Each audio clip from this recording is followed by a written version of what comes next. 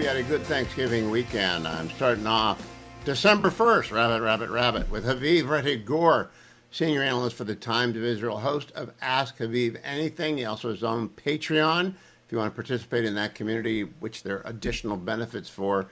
But Haviv, thank you for joining me as you do so often when big issues are arising. I want to get to Isabella Tabarovsky's Be a Refusnik, but first, would you give me your reaction to the pardon proposition? I'm not going to put it as a request made by the Prime Minister to the President of Israel. Yeah, good to be here. Just also the free press, important to mention. Oh, of course. Yeah, no, but thank you. Thank you also for mentioning the rest. I am of two minds about it. Traditionally, a pardon request in Israeli law requires an admission of guilt. It's a pardon after a conviction, after guilt, after there's a sentence. Netanyahu has actually said that there's no conviction, there's no admission, I'm not guilty. And he framed it as, I want to spare the country more turmoil, more division. This trial has divided us. I have commented, and we've talked about it here on this show, about my concerns, my serious concerns with his trials. But getting out of it by a presidential pardon with the excuse that it's hurting politics seems to me a little bit of a strange thing. One of the surprising things we've seen is actually the number of his supporters, and it's a double-digit percentage of Likud voters who there have been polls on this done, especially by right-wing news outlets, who are upset by this request. They want the trial to go forward. They want him exonerated. They believe he is innocent, and so it's kind of thrown everything into a very complicated kind of situation. I would like the trial to go away, but I don't want it to go away as a freebie that a prime minister gets because he's prime minister, or because his supporters in politics are willing to, stampede their way through the court system. With all my critique of the courts, and some of it is very much aligned with some of the right-wing critiques of the court system, you don't get off scot-free because you're a prime minister and it's going to hurt the country otherwise. That's almost vaguely threatening language. So I'm concerned about this idea. I do want the trial to go away. Netanyahu won't admit even just, the guilt of having done things that are just incredibly inappropriate, which he did, which he's basically admitted to already just in the facts of the case presented by the defense. I don't like it. So let me ask you to put yourself in President Herzog's shoes, the way that Gerald Ford did when he had to pardon Richard Nixon in 1974, making a list of the pros and the cons. 50 years later, everybody applauds Ford for doing it, for saving the country going through a difficult period of time for no good use. What are the pros and cons you think are on President Herzog's yellow pad, down the middle, pros on the right side, cons on the left side? I think Netanyahu wants, I think there's a campaign, we're going to elections, is what this tells me. And I think that there's a campaign gimmick here, more than actually a deep sort of legal discourse. And I think that because Netanyahu's letter to the public and Netanyahu's video to the public doesn't really give legal reasons, doesn't really give any serious, it's much more about politics and making us all feel like a united country again, because the one thing that divided us, not the judicial reform, not the way the government handled itself, not some of the language of the opposition over the last 3, 4, 5 years, but the trial. That's the thing that divided the country. All of that tells me that he wants either the refusal of a pardon, or he wants a pardon, and he expects the president in exchange for a pardon to demand things. For example, recusing himself from the prime minister's chair, resigning, and then he runs in the next election as a private citizen, not as a prime minister, as head of a party, right? Not as prime minister. And he wants the next election to then be a referendum on the trial, a referendum on should he come back, a referendum on, they kicked me out with this fake trial. Do you want that to be the way they decide prime ministers, or do you actually want to decide prime ministers? He wants a narrative of the next election in which the right has to feels like it has to come together in solidarity. By the way, the opposition has also told us what it's going to run on. Yair Lapid, the opposition leader, literally declared that he's going to basically run on the ultra-Orthodox draft. A lot of us have done a lot of painful sacrificing over the last 2 years. Many of the coalition voters, the ultra-Orthodox parties and others, haven't sacrificed the way the rest of us have sacrificed. That's what this election is going to be about. And so they're basically kind of trying to position themselves differently for the election. And I think this is more gimmick than anything. If Herzog gives him, gets him, lets him get off scot free, it actually kind of loses him some of his own supporters. It doesn't look like an innocent man. It looks like somebody who needed, who didn't want to go through the court system. But again, I'm going to go back to putting Netanyahu and Lapid to both sides. You're just President Herzog. The only Israeli president I know anything about is Shimon Peres, and I only know about him because he was prime minister. But if you're the president of Israel and you're thinking about what they're going to write about you in 50 years and 100 years and 200 years, God willing, the state is surviving and thriving, what's he do on the pardon to get the best thing written about him? My sense is he doesn't want to deal with it. He doesn't want to pardon Netanyahu. That brings a whole. It would be, by the way, an unprecedented pardon. Then nothing like it has happened. Netanyahu has argued that case 300, in which some Shabak operatives killed Palestinian terrorists who had captured a bus and killed some of the people in the bus, and some of those terrorists were killed in custody. That case, they received, some of them, a pardon from a president, but they had already been convicted and found guilty. It's not at all a parallel. This would be an unprecedented pardon, in a sense, an expansion of the president's pardon powers, especially for Netanyahu. Olmert went to prison. Katzov went to prison. Very different crimes, of course, but nevertheless, they went to prison, a president and a prime minister. They didn't get pardons. The idea that he would get a pardon, why? Because it's politically divisive. I don't think Herzog wants to go down that. I don't think he wants that to be his legacy. A president of Israel doesn't have a whole lot of things he gets to decide.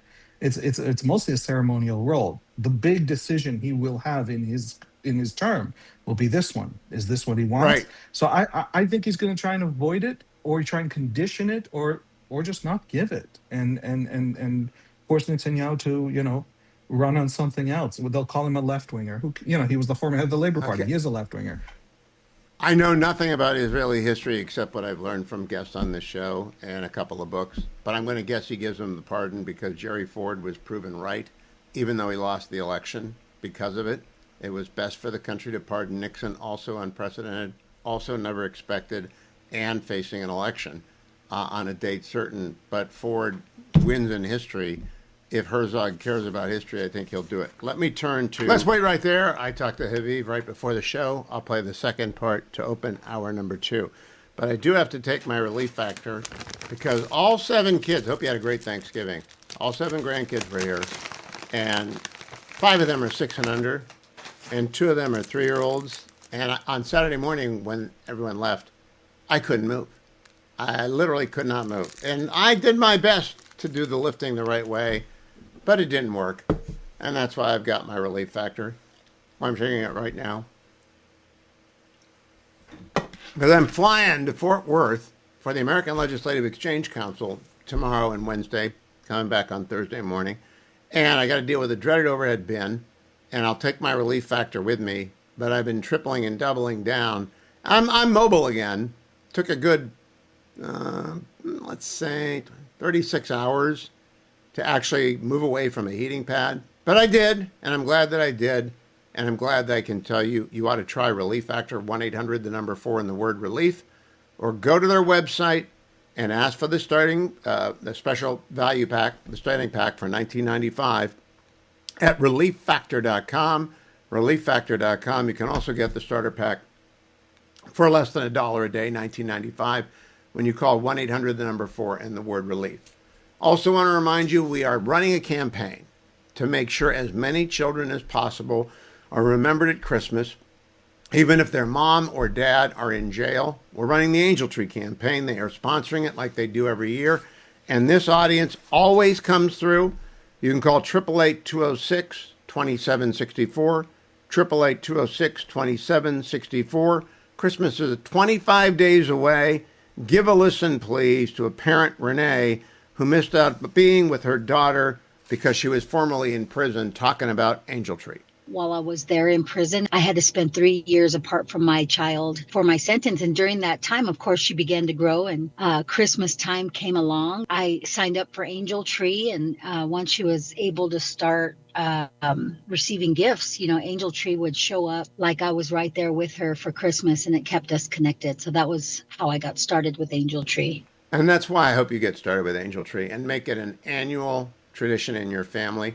Maybe when you're doing the tree, before you start the tree, you make a donation to Angel Tree of 30, 60, 90. It costs $30 per child served, and explain to the kids that what they are doing is for kids elsewhere whose mom and dad have done something wrong and they're in jail, but that doesn't mean the kids are bad or that the kids don't deserve the joy of Christmas. Thank you in advance. The banner is at the top of HughHewitt.com. You can call 888-206-2764. Joined by Bethany Mandel herself, co-founder of the MomWars.substack.com. Bethany, I think you're in Israel, if I'm not mistaken, if I've been reading your tweets correctly. Are you still there? Yep, I'm in Jerusalem for the rest of the month until New Year's. Well, I hope you have a very good time, but not too good of a time that you decide to make it a permanent. Are you looking around at houses? Have you done any open houses? This was my first hot shower tonight since I got here, so I don't know. I don't know if I can survive like that. Oh, good, good. I'm glad to hear that it's a miserable time. Now, I'm joking. I'm joking. I just had on Haviv Reddy Gore, and he seemed pretty happy. However, you might have arrived just in time for another war. Does that make the newspapers that you've read? I'm sorry, can you fill me in? Yeah, the What? Syrians are bothering the Israelis to the extent that the IDF has warned them Oh, that they're yes. going to get kinetic very fast, and Hezbollah is rebuilding with Iranian arms shipments very fast, and Iran is just asking for it. So that's the short summary of Israeli news. What do you think? So I have heard this. I'm trying to purposely keep myself as ignorant as possible because our last week here is actually in the north near the Lebanese border.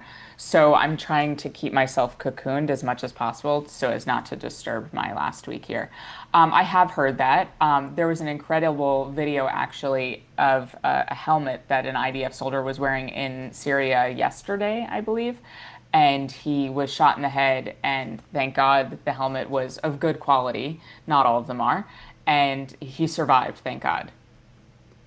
Well, I hope I don't ruin your time there. Just keep your eye on the 6. Let me ask you, what is it like? Is it normal? I mean, it's not the craziness that consumes the United States in December. Obviously, Haviv told me that. But is it a normal experience for you right now? They're coming out of 2 years of war.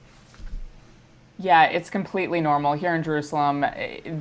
It's been beautiful. It's funny, my husband, Seth Mandel, wrote a piece for Commentary Magazine on the website today about what it's like being here in December.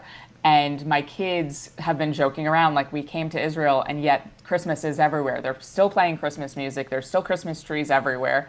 What's Oh, the deal? really? We thought this was the Jewish state. Yes.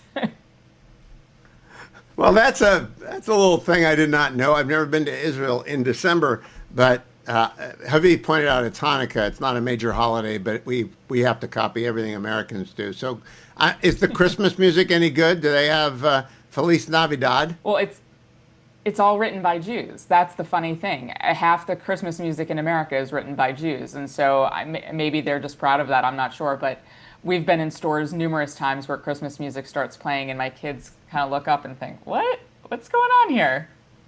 All right, let's talk to me about the eyes of the children. Do they mind having Hebrew spoken all around them all the time, 24/7, even though they know everyone can understand them? They love it. So it's been really interesting. So we spent a week in Greece actually before we came here, and the difference between being in Greece and being here is night and day. In Greece, we had to hide the fact that we were Jewish. We got so many stares for having 6 children. 2 buses on 2 separate occasions stopped, and everyone started pointing at us. Everywhere we went, people talked to us. People were commenting. People were counting. I know how to say 6 in Greek because I kept saying it over and over and over. When I kept hearing people say it, we were an absolute circus act everywhere we went with 6 children because the birth rate there is so low. Here, we have not turned a single head. It's totally, totally normal. And so it's been a really interesting experience between the 2 countries. Yeah, Amit has told me, or no, not Dan Senor has told me that 4 is the new 3 in Israel, and Amit just had Yeah. his 4th yesterday. So I don't think you're going to stand out too much in. But have you seen your friends who went through the war in the shelters yet? Are they recuperating? Yeah, no, there. I mean, we did family pictures yesterday, and we ran into my friend who Seth has written about actually also for the magazine and for the website. He did 6 tours, I think, in Gaza, and he met us. He was at work, and he's just relieved to be at work and in normal circumstances, and he's hoping that his time serving in the reserves is over. There's trauma there. A lot of people I know, their marriages were on thin ice. There was one young couple I know that got divorced when the husband was in Gaza over and over and over. So I don't. I mean, obviously that relationship will never recover. But there's a lot of sort of emotional recovery that has to happen. You might not know the answer to this, but my son-in-law is deployed right now. But they know when they're going to deploy. They know when they're going to come back. Sometimes the comeback gets extended if you're in the Navy, and sometimes it doesn't. But they have a pretty good window into the future, and that helps a lot prepare for deployment. Is that the case with the IDF, or does the phone ring and you got to go? A little bit of the in between. He usually gets, I'm thinking of my friends that I know very well and who get the call. They usually have 2, 3 weeks lead time, except for under extreme extenuating circumstances like the outbreak of the war or the Iran war, where, it was all hands on deck right away. They usually have about a week or two, maybe longer, to sort of wrap up what they need to do to make sure that they can get their personal lives in order and their work lives in order so that they're able to go serve. But they're also, a lot of them are working in Gaza or on the border, and so, or in Syria as well. They have work tents that when you're not actively, in the field, you can go to a tent and put in, a couple hours at your laptop. It's really wild, honestly. So, are you able to write for the commentary podcast or for their website, a woman's view of Israel after the war? I know Seth will, and I'll have to read that. But do you do that, or is there a rule against married couples writing? There often is such a rule. Nepotism. So I don't know. I used to work at commentary actually 13 years ago. I left when our oldest daughter was born. I've never asked to write for commentary. Perhaps I can, but I will be writing about sort of the family aspect of it for Tablet Magazine. That I already have sort of in the bag, ready to go. And I'll probably write for the Washington Examiner and maybe elsewhere. Well, if you do it I want my husband if you editing. do it for commentary, don't let each other read their impressions of the same days. Jerusalem Diary, That's Tel Aviv interesting. Diary. I would just love to see what Seth notices and writes about and what you notice and write about, because I bet they're very, very different. Don't you think? I don't know. I mean, we've been talking about our impressions of Greece this whole time, and we came away with a lot of the same impressions. But we always joke that I don't read his stuff enough, and so we did a tour of the city of David yesterday, which I highly recommend everyone do. If you ever find yourself in Jerusalem, go to the city of David. And we did a tour, and I was amazed at all the things they were saying to me. And Seth, my husband, looks at me and said, "I see you didn't read my review of the book, because Would you I tell wrote about all Seth? of this in the review." I'm significantly older than him, and I've, excuse me, written significantly hundreds of thousands of words more than he has, and my wife has not read any of it. And she doesn't listen to the show. So just tell him that's the way it is. It's just that they get enough of us anyway. They don't need any more of Exactly. us. But I would like to read this side by side. Bethany Mandel, safe travels to you. Follow her on X at Bethany Shondark. Subscribe to the momwars.substack.com. Great Christmas present or Hanukkah present. TheMomWars.substack.com. That music means David Drucker's in the house, contributing columnist at Bloomberg. David, I don't know if you're following the Tennessee special election in the 7th Congressional District. Between Matt Van Epps, the Republican, and Afton Ben, who is the very left-wing Democrat, in the 7th CD, which includes part of Nashville. But I get a feeling that it's a fake panic on the part of the Republicans. What do you think? I don't know. I mean, the polling looks like the Republicans are right to be concerned about it. I don't think they would have thrown money at it if they weren't concerned. And look, we see this all the time, Hugh, when it comes to these special elections prior to the midterm elections, when you've got the party in power defending its majorities. particularly when they're in control of the White House. And we've seen parties on, both parties underperform in these special elections, even when they win. But the underperformance, kind of foreshadows what's to come or what might be to come in the midterm elections. And so I don't think this can be dismissed out of hand. I would expect the Republican to win, but I think underperformance in a strong Republican district is not something that can just be dismissed. If I recall correctly, Donald Trump won this district by 22 points. And he's doing some long distance campaigning for Matt Van Epps. Speaker Johnson's in Matt Van Epps' district, and I know they bought TV and radio. And I want people who are listening to me in Tennessee to get out and vote for Matt Van Epps if you have a chance to do so tomorrow. I think polls close fairly early in Tennessee, 6 or 7, I'm not sure. But I really can't help but think the Republicans want to run up the score a little bit, and Democrats are wasting money. But can you recall an upset in a special in a lopsided district ever? Because I can't. So I feel like I can, and it's escaping me. But here's what I do recall. And the first thing that came to my mind, Hugh, and I hadn't been in Washington all that long, but California 50, that special election back in 2006. It was June of 2006, and it was a pretty good Republican district.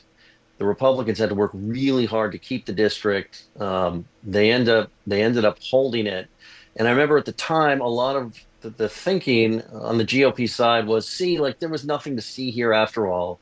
We won this district. We just had to work a little, but no big deal. But, the Democrats went on to win, 25, 30 seats, something like that. It was a blue wave election in 06. They flipped a lot of Republican-held districts. So again, to me, it's not so much about win or lose. It's about performance. Now, look, maybe it'll turn out Van Epps wins by a ton, and it was much ado about nothing. But I know all of the data that we have seen shows this to be competitive. And it fits with a pattern of special elections in partisan drawn districts underperforming when the majority party is on its back heel.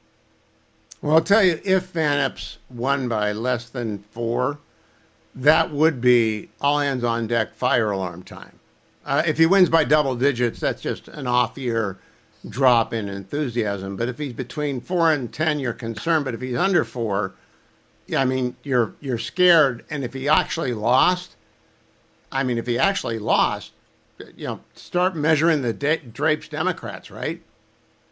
Well, yeah, yes and no. I'm so cautious about this stuff. I just remember approaching 2022 and how every indication was for, not as big of a Republican takeover of the House as some predicted, but, something in the realm of at least hitting double digits and Republicans getting that one seat they needed on net to take back the Senate.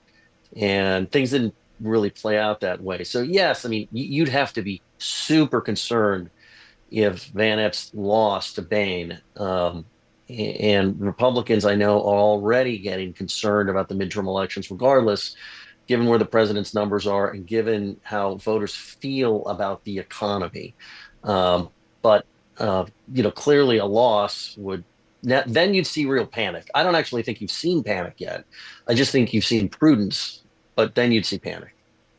Yeah, I think what you see is we're going to have to work really hard because the title charts of American politics are against Republicans next year, and I don't think they can hold the House. I'll frankly be surprised if they can hold the House. But it's possible. It's been done before. George W. Bush did it in 2002.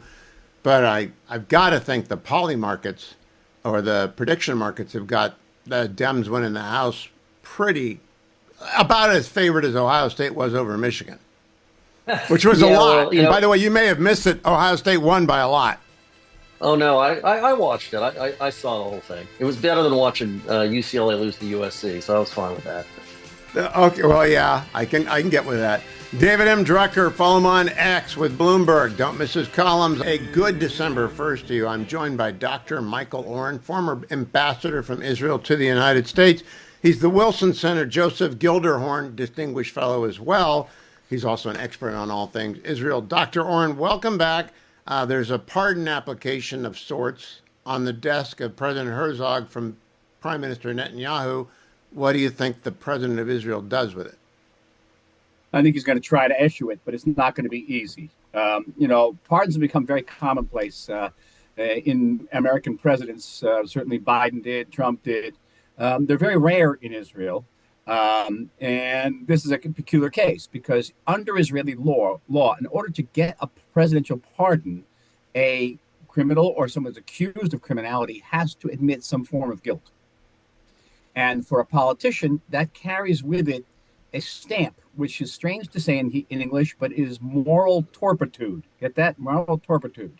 Moral turpitude means that while holding office, I committed some type of extreme, grievous offense, and I cannot stand for office again.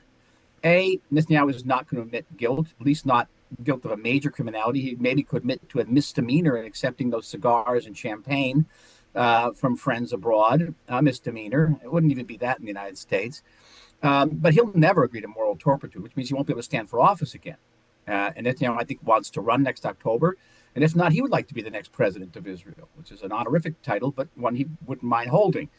So I don't know how that happens. The one precedent that Bibi maybe can adduce is one that was issued by our present president's father, Chaim Herzog, in the year 1980, when members of the Shin Bet, our FBI, were accused of killing Palestinian terrorists who had been captured. And Herzog, in order to preserve national unity, gave them a preemptive pardon, even before they went to trial. So basically, the current president can make reference to his father's decision and say, this is an attempt to restore national unity, and I'm going to issue the same type of pardon that my father issued back in 1980. That is the only way I can see forward. Well, now, Michael, you're old enough to remember President Ford pardoning Richard Nixon, and I went to work for Richard Nixon 4 years after that pardon was received. And boy, was it necessary for the country. And almost every historian, you're the real historian, I just read them, all agree that Ford did the right thing. But it took about 50 years for people to come to that conclusion. Do you share that conclusion? Just a little bit of a plug. In the next couple of hours, you'll see an article by mine in the Free Press where I talk about the pardon. And I open up with the example of Ford and Nixon and how important that was for America for the healing process. And yes, the answer is, I think at the time, I thought it was the right decision. I was a young man then. But I remember saying, okay, we've got to put Watergate behind us. This is so divisive. And putting Nixon in prison for a year or two is not going to help anybody. And God knows if he can even be found guilty. So, I think it's important to put this behind us. The question is how. I do, however, feel that issuing a presidential pardon to Netanyahu should not mean that we will not have a state commission to investigate the failures of October 7th, because that is also an immensely, even more deeply divisive issue, which we have to address now. All right, now can I turn to Syria, Lebanon, and Iran? I read this morning that don't be surprised if one, two, or all three end up hot wars before the end of the year. Would you be surprised if that happens? No, I will not. I will not. And the big question is not whether Israel makes that decision to preempt an Iranian attempt to rearm itself, to rearm Hezbollah, to weaponize Syria, and certainly to weaponize the Syrian border around where Israeli forces are deployed. The big question is to what degree would the Trump administration back us? And so far, the Trump administration has been excellent in backing Israel's operations against Hezbollah in Lebanon. Syria, of course, is as they say, a horse of a different color, certainly of a different caliber. I think if the United States gives us a green light, and if that green light is a necessity, and we have the wherewithal to do it, Israel will act. All right, now the Iron Beam was unveiled today, fully deployed. They said it was tested during the last war, but now it's operational. How much confidence do you have in that announcement, Dr. Oren? It is a game changer. It's a brave new world. I'm going to make a prediction here. I won't live to see, but in the next 50 years, bullets will become obsolete. Where this is the first example of a truly weaponized laser system that works, and it costs. Iron Dome costs between $50,000-$60,000 for every interceptor, and the protocol called for firing two interceptors at every incoming rocket, which probably cost a couple $100 at most. an iron beam blast cost about 50 cents. And so it's even economically a game changer, a total game changer. And it's interesting, from among the Hamas documents that we captured in Gaza, Sinwar was writing that we've got to launch this attack, this October 7th attack, before Israel deploys the Iron Beam, because that's going to change everything. And guess what? He's right. Have you seen it in use? Did you see a demonstration of it? I know. I have We'd not, want but that in a hurry. It took down hundreds of drones from Hezbollah. So it works. Wow. Dan, it works. And that is a new world. That we are in the world of, of Star Wars, of lasers. How much time before it goes from the back of a truck into a handgun? And we know how fast that can happen.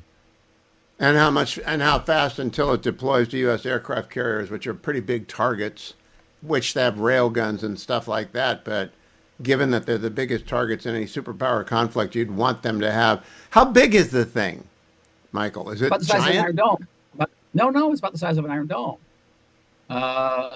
If you remember, if you can pick back what a Stalin's organs looked like in World War II on the back of a truck, that's pretty much what they look like. Usually, but the actual weapon, here's the difference. An iron dome is the actual interceptors and the launching for those interceptors, which look like an organ pipes, but next to it is a control center, and that is usually the size of a caravan.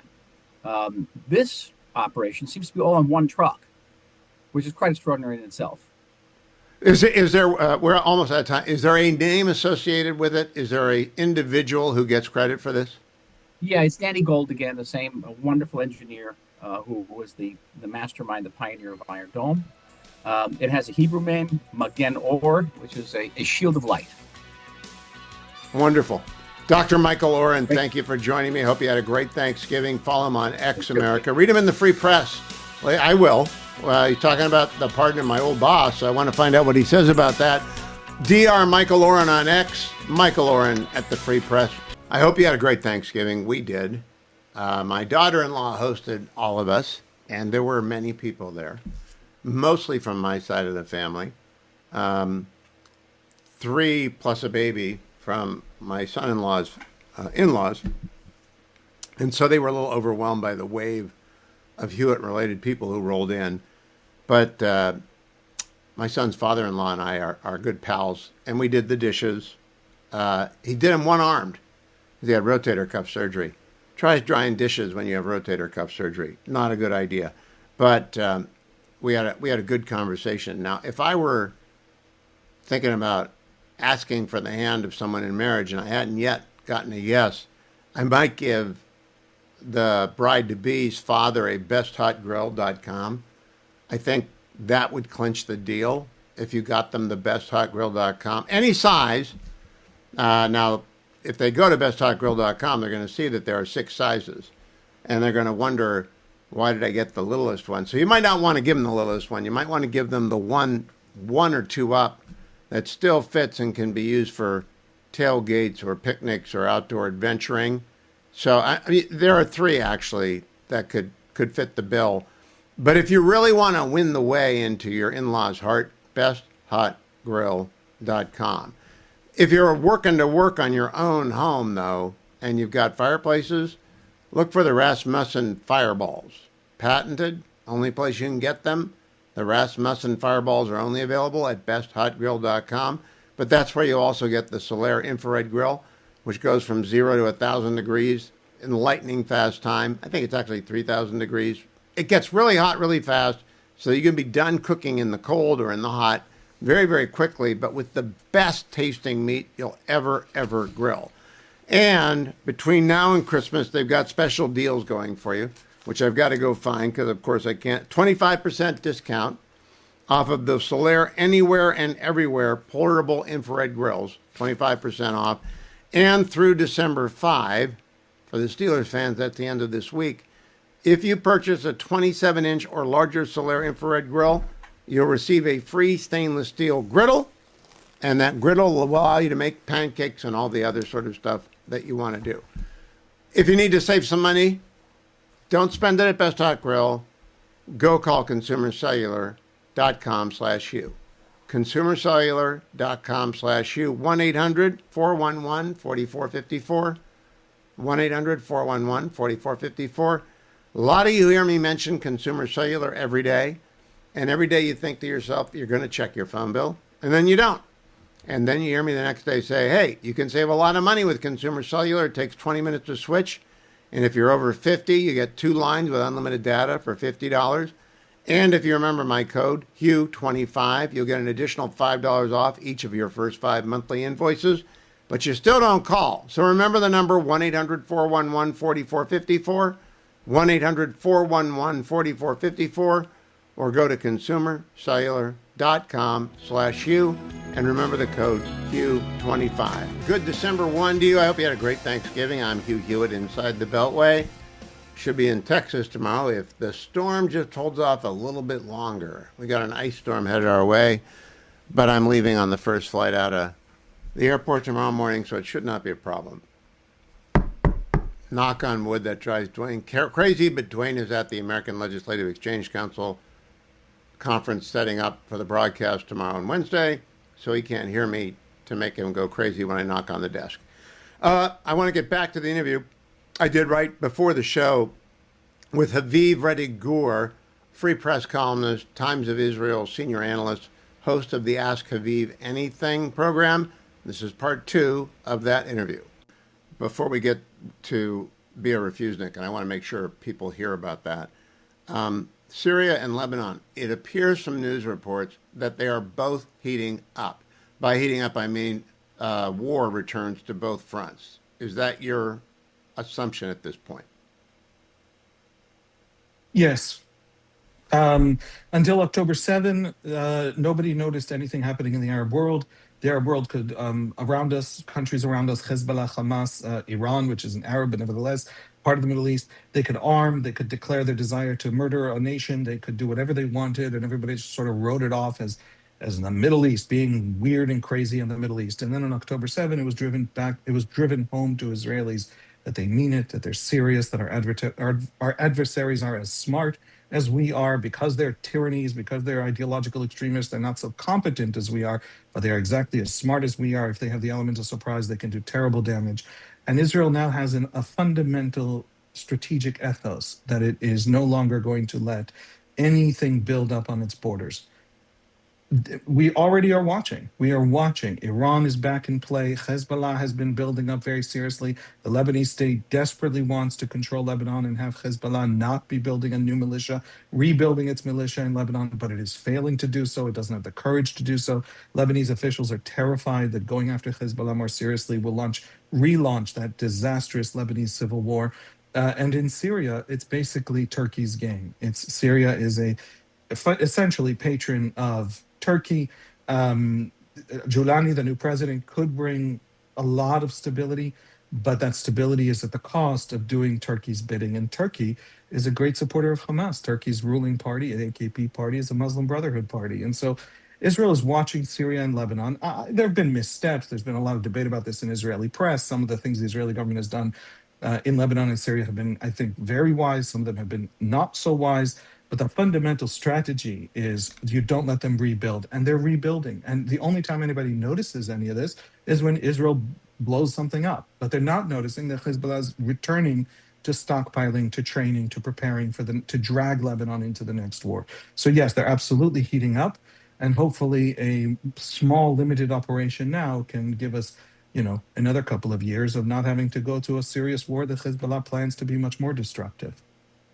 You heard it here first, America. Now let me turn to Isabella Tabarovsky. A fascinating episode of Ask Haviv Anything. You've got to listen to this. She has written a book called How to Be a Refusnik, a Jewish Student Survival Guide, which if I were Jewish and had kids going to college, I would give to them. But in the course of your conversation, you mentioned something about Israelis and not knowing their own history or the history of the Jews around the world. I like to say in America, the older people forget everything and the younger people don't learn anything, and therefore we don't have much of a history that's operative in politics. Does the average Israeli high school, junior high student learn Jewish history, back to the Maccabees, back to 66 CE, do they understand how it all happened? Is there even a common textbook? Yeah, there are a couple different common textbooks. There are a couple different curricula that schools can opt into. Israel also has a kind of, I think that's called a voucher system, where a group of parents, if it's a big enough group, can actually found a school with its own sort of line. Arab schools in the Arab community speak Arabic. They have a slightly different curriculum. Some of it's set by the actual community. So there's a lot of diversity in the Israeli education system, but I think most Jewish kids, and there's huge diversity just among the Jews, but most Jewish kids, they do learn a lot of Jewish history, but they learn, I would say, meaningful history, history that is seen as identity forming. So they will learn the sages of the Talmud. They will learn the story of the Maccabees. They will learn about the first temple, the second temple. They will learn about many of the great tragedies that happened to the Jews: the expulsion from Spain, the Khmelnytsky massacres, the Crusades, not the Crusades as a Muslim Christian clash in the Holy Land, but what happened when Crusaders came down the Rhine River and the terrible, terrible atrocities committed against the Jewish communities there. They will learn what the Jewish experience was. Of course, they'll learn about Zionism and modern Israel, but there's so much they don't learn. And they don't learn things that are really fundamental to understanding this historical moment. They don't learn enough about the Muslim world. Critical support. There were great times between Jews and Muslims in history. There were some really evil, terrible times in which Muslims mistreated Jews very, very badly in Muslim Jewish history.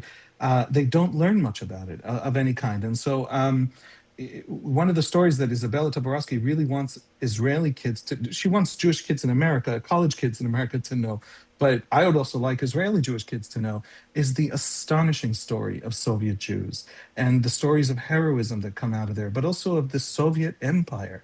Americans know how evil the Soviet Empire was, but imagine actually living under it and in it, and imagine being defined by it as an evil opponent of communism in your very identity and nature, and having to survive 80 years of concerted Soviet attempt to erase your culture and society.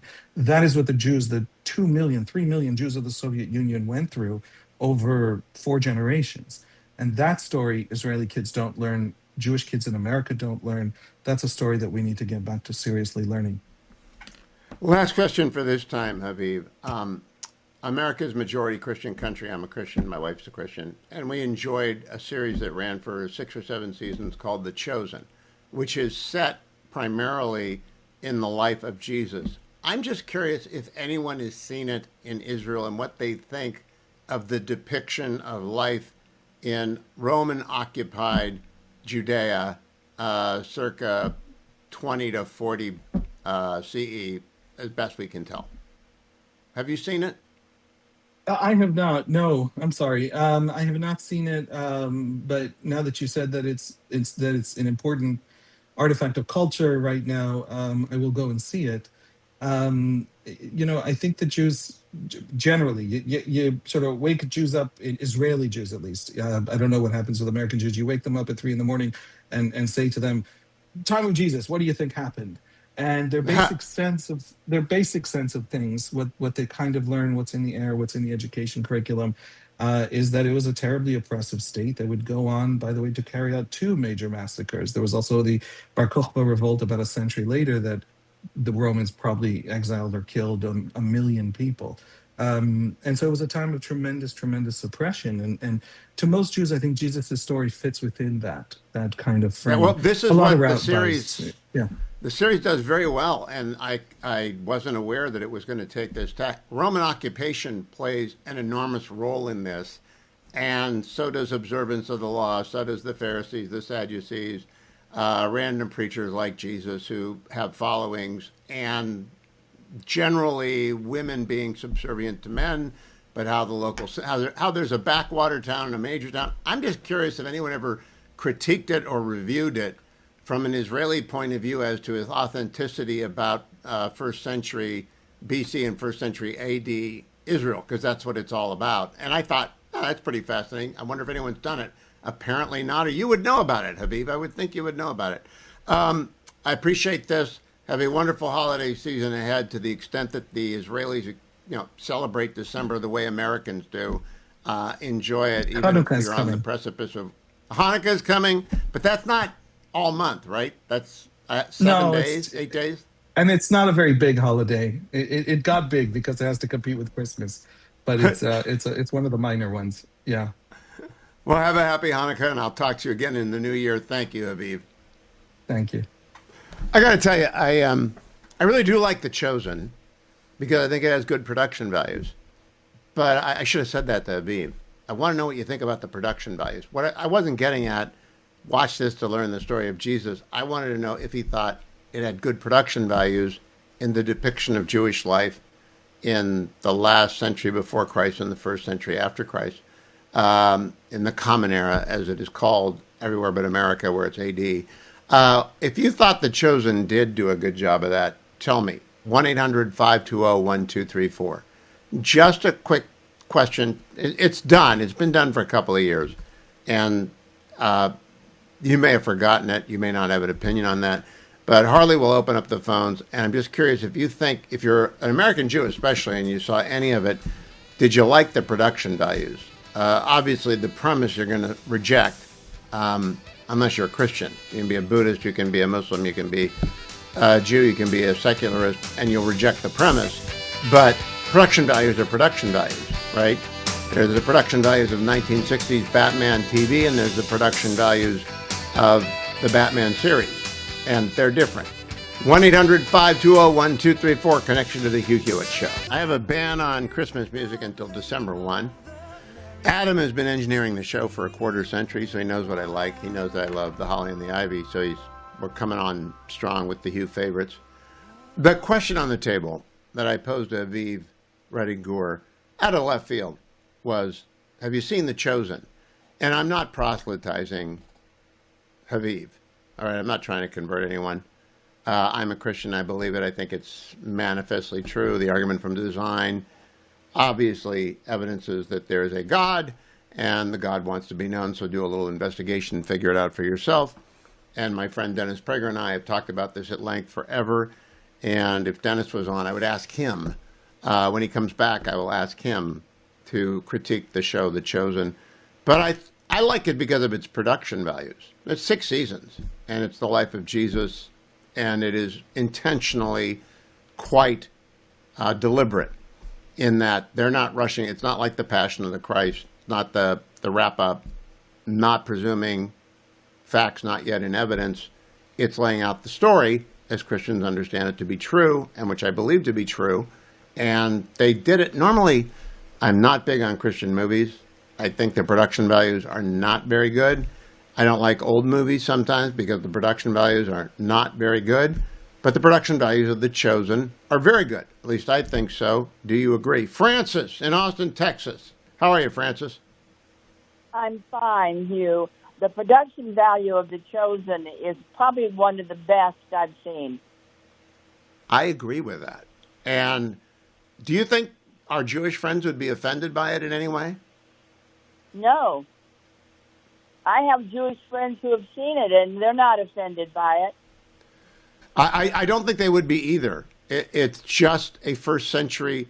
What I like about it is there's no cheating. It's first century. There's no electricity. There are no conveniences. You walk when you're going somewhere, right? And yes.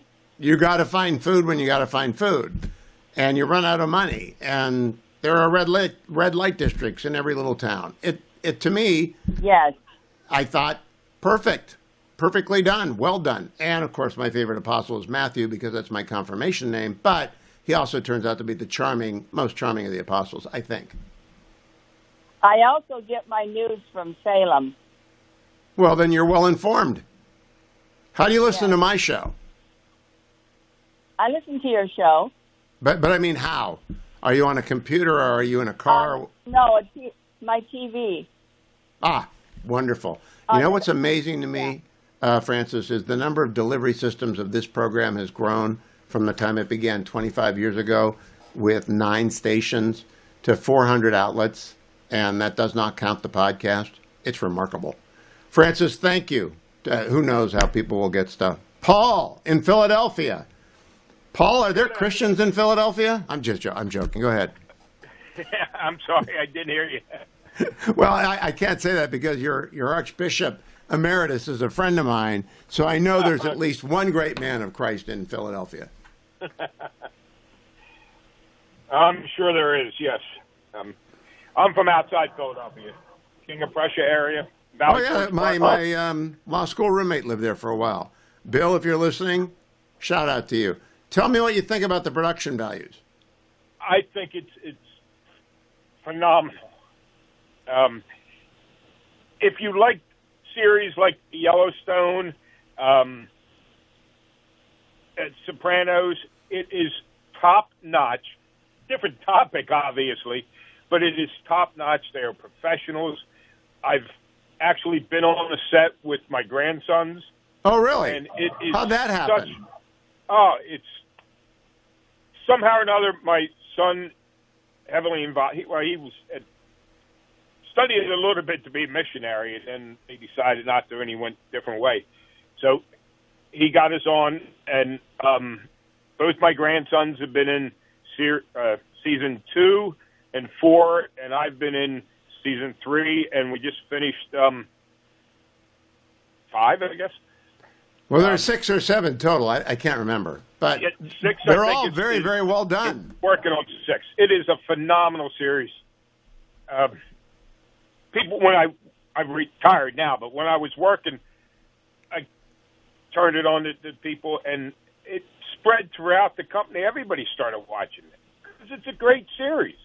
Yeah, I think now you can stream it now, and you can get series 1 through 3 on a weekend.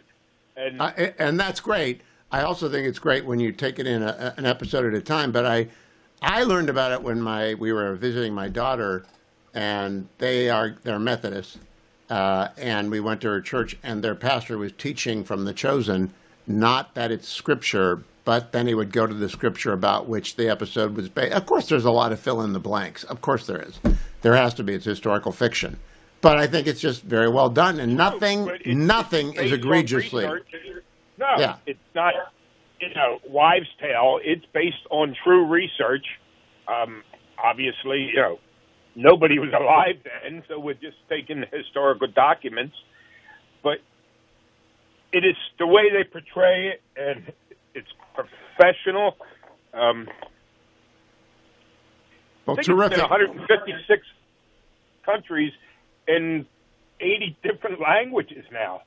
I don't think it's going anywhere anytime soon, other than to more places. I'd just like to know what an Israeli thinks, because it's supposed to be Judea in about 20 to 30 AD. Thank you very much, Paul. David in Cleveland, go Browns, sorta. We had a great drive yesterday. I thought we'd found a quarterback in the first half, and we did beat that team up north. So it was a good weekend.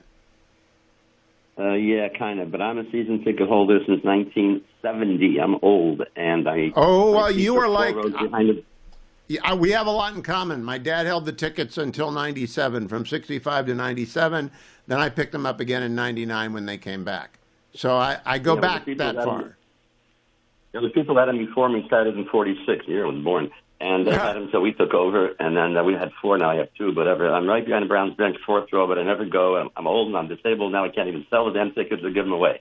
Oh, you know what, StubHub, you can sell them. The Shador thing is real. People want to go see Shador, so you can sell them. They're less than 100 each. They went to less than 100 each, whatever. Anyways, and I'm an Orthodox Jew, and I have a lot of family and many family and friends in Israel, and also a son and grandchildren in New York, and I appreciate you all these years. I've been listening to you forever.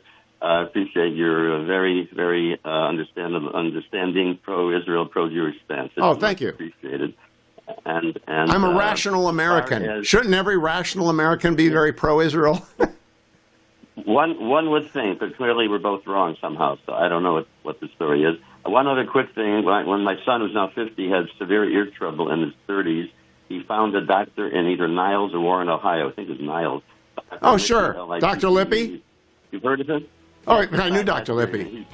Yeah. Hey, stand by. I'll talk to you in the next segment. Don't go anywhere. Dr. Lippy was a friend of mine. I'll be in Dallas, Fort Worth tomorrow with the American Legislative Exchange Council. On the line with me is David from Cleveland Heights. David, you mentioned Dr. Lippy. I'm almost 70 years old. And when I was growing up, everybody in town knows when there's a world famous surgeon in town. So everyone knew Dr. Right. I caddied for him once. He was world renowned, Wow. and his practice is still going on. So, of course, everyone in Warren will know Dr. Lippy. So your son was treated by him? Yeah, you're talking about the ear doctor, right? Yep. I don't know how to say that word. Yeah. Well, he passed away a year ago. Maybe he trained more people. He had trained one person who unfortunately was killed in an accident a number of years ago. So my son lives in New York. He did research when he had ear trouble, and he discovered that the best doctor he could find was in Niles, Ohio, or in Warren, whichever it was. And so it was very convenient because we live in Cleveland. So he came twice for a procedure with his whole family, and it saved his life in a way. And he actually just became a rabbi at the age of 50. We were in New York a week ago. Oh, wow. Well, Dr. Lippy invented that procedure.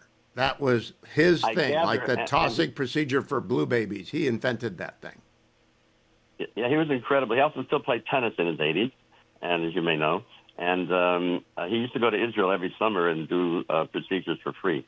I did not know that. So, well, we got about a minute. Tell me what you think about The Chosen's production value. I never saw The Chosen. I'm Orthodox Jewish. I haven't really had occasion to see that. But are you familiar with the historian by the name of Josephus who lived during that era? Yeah. In fact, I'm reading a book right now called The Jews and the Romans, and Josephus is one of the primary sources.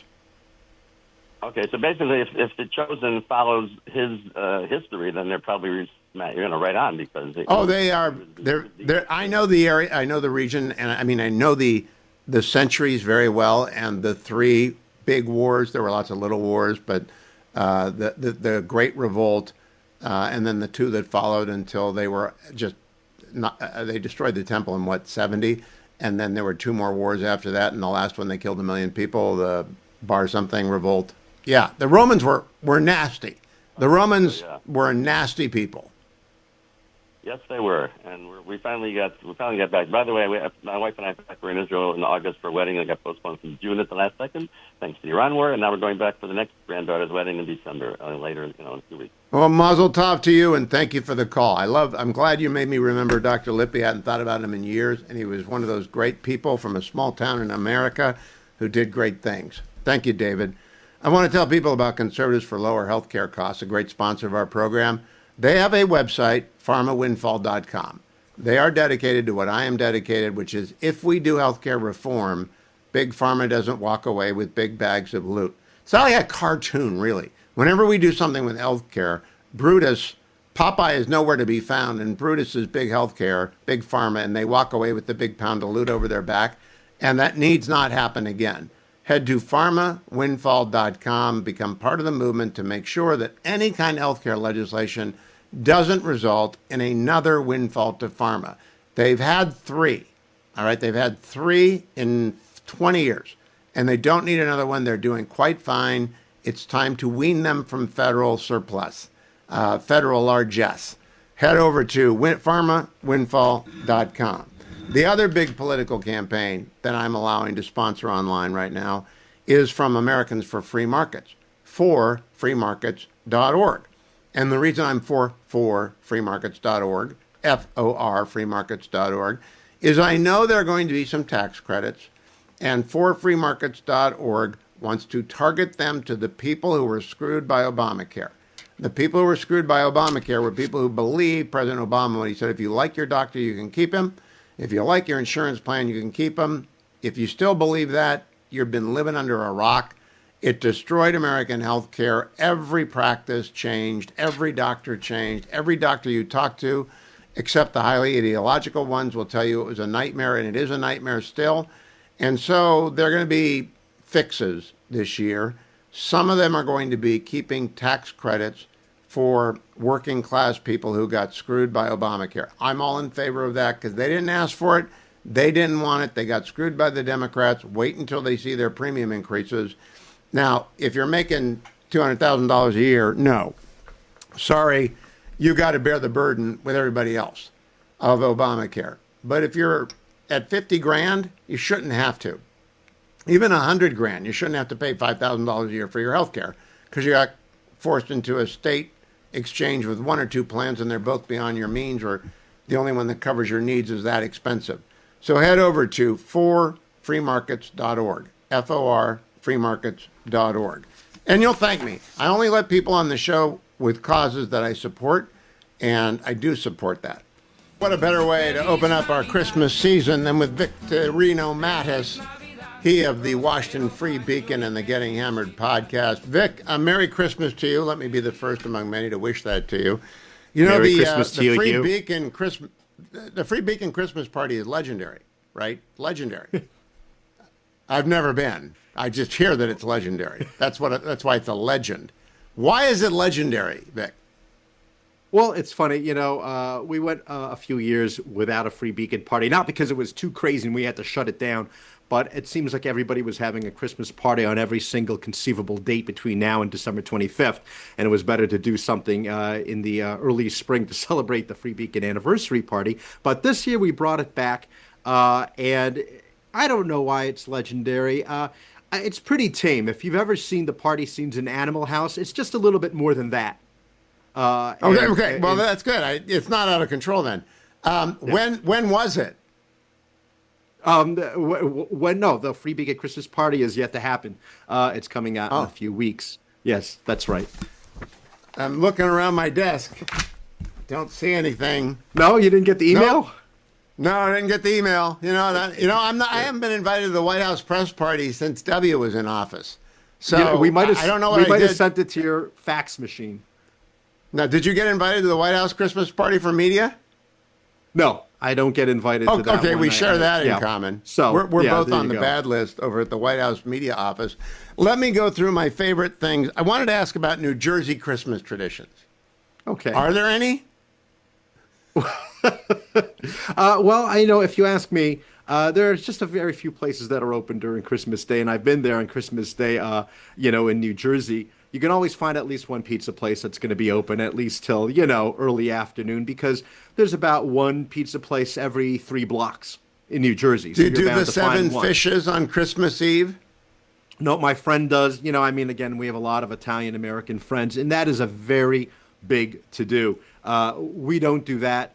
My mother used to do Cornish hens on Christmas Eve, and this year we're going to come up probably on Christmas Day, maybe the 26th. I'm not really sure. And I'd like to think at some point in time during a New Jersey Christmas, somebody brings out a pork roll. So that's what I look forward to. And I'm sorry. Is your you didn't mother get a still chance with to- us, Vic? No, she Is your passed mother away still- 5 years ago. No. I'm sorry, no more Cornish hens for you, but I'm sorry about that. It's an unusual choice for a Christmas dinner, isn't it? Yeah, but I feel like it's something straight out of the 12 Days of Christmas. It's something that you would have. It's something you could do before a midnight mass. But lately, these days, we do either a 4 o'clock mass the night before, which is really the day before, and you have to show up 45 minutes before, because Hugh, who's coming to that mass, people who haven't been there since last year. And in fact, I took the Fetching Mrs. Hewitt before she was married to Ohio, and we did midnight mass. She's not Catholic. And she said after that, last time I ever do midnight mass, it was cold, wet, raining, snowing, the whole thing. And it went on forever. It was too crowded. People had to stand on the sides. Yeah. And I said, that's part of the deal. That's the tradition. Misery, right? Yeah. As Hugh, suffering is a big part of our Catholic identity and our faith. It's interspersed with moments of leisure, but generally it's a hard life, and that includes the midnight mass. I'm only half. Is your joking tree about up that. yet? No, we haven't gotten a tree. I grew up in New Jersey with a plastic tree, but my wife from Connecticut insists on a real one, so we've been doing a real one for the last 20 some odd years, and she's the expert on the kind of tree to get, and she's pretty good about it, and I help out by putting a couple ornaments on. Now, do you go out and chop down your tree at a real tree farm, or do you wait for the local lot to open up for the charity in nearby you? That is correct. We like to support either the Knights of Columbus or the local Boy Scouts. They do a pretty good job of offering Christmas tree selections, and we let them do the work. They get to saw off the ends parts there, and they trim it, and then they can tie it up with their rope on top of the car, and we'll take it from there. Okay, Vic, this we like is to a support question. local charity. This is not. There's no correct answer. What do you think is the average time spent on a Christmas tree lot if you're a dad with children under 14? Oh, if you're a dad, I'd say 10 to 15 minutes. Yeah. We're not really all that interested. We're worried about getting it on top of the car and making sure it doesn't fall over and start a fire at the end, right? That's our job. That's right. For my wife, it's like going for the Rockefeller Center perfect tree. Yeah. Don't take her to the lot. I never took my wife to the lot. They it would take too long. Do you have a favorite carol, Vic? No, do I have a favorite carol? Do you know what I like? This is kind of silly. In terms of Christmas songs, there's no place like home for the holidays. And it's very specific. It's the Robert Goulet version. Oh, okay, Adam, you have your work cut out for you for the next segment, the Robert Goulet version. And do you have a wreath up yet? We have a plastic one that's snagged on the very sweater you're looking at right here. So that wreath has got to go. It's the same wreath that we've had for several years. But my wife recently went to one of these garden places, Merrifield Gardens, and got what I believe is a real wreath. So we're going to put that up right quick soon.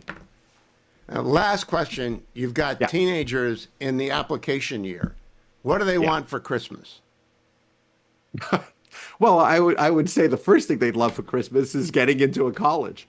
And I'm very they excited want money. Yeah, they want money for the college. Yeah, absolutely. They're going to need spending money. So, that's the big concern for them. Really, the fall semester for seniors in their senior year, that's a hard semester. That may very well be harder than a lot of college semesters. A lot of kids tell me. So I just tell them, if you listen to Dan Senor's most recent episode of Call Me Back, he sat down with Rehan of the Manhattan Institute. Oh, yeah. They just ranked the 100 best colleges and universities, but they made a category error. They excluded conservative colleges by design. So you don't get Benedictine, you don't get Hillsdale, you don't get Thomas Aquinas. But when they correct that, they'll actually end up with, it's a very good list. It's a serious list. It's a great place to look for.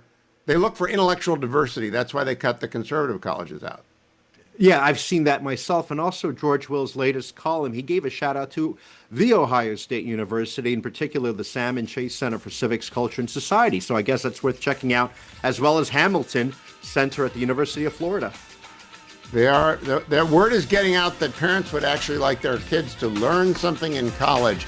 Vic, by next week, we'll have Robert Goulet queued up for you.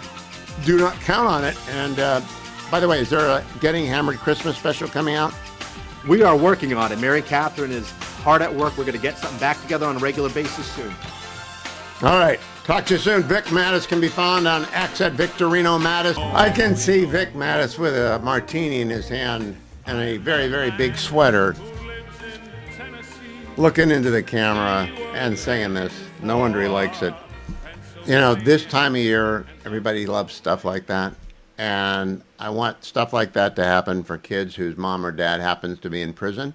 That's why Prison Fellowship sponsors, on my program and others, the Angel Tree Drive. They will serve as many kids as they receive funds to serve, because they have volunteers who get told, okay, do another kid, do another kid, do another kid. Someone whose mother and or father, sometimes both parents are in prison, has a request in to be an Angel Tree beneficiary, not for the parent, but for their child. And every time someone contributes $30 to the website, which you can find a link to at hughhewitt.com, the banner is at the top, or you can call 1-800-206-2764, 1-888-206-2764, and another child is served grace. They are served a Bible, they are served a present that they asked for, and a note from mom and dad on Christmas or Christmas Eve by volunteers, and they establish a connection with the ministry. Listen to what Renee, a former inmate, says about Angel Tree. While I was there in prison, I had to spend 3 years apart from my child for my sentence. And during that time, of course, she began to grow, and Christmas time came along. I signed up for Angel Tree, and once she was able to start receiving gifts, Angel Tree would show up like I was right there with her for Christmas, and it kept us connected. So that was how I got started with Angel Tree. You can make that possible for a child, and just imagine how much that matters to a child. They have no idea why mom or dad is gone. They know about jail and prison, but it's Christmas for them too, like their friends.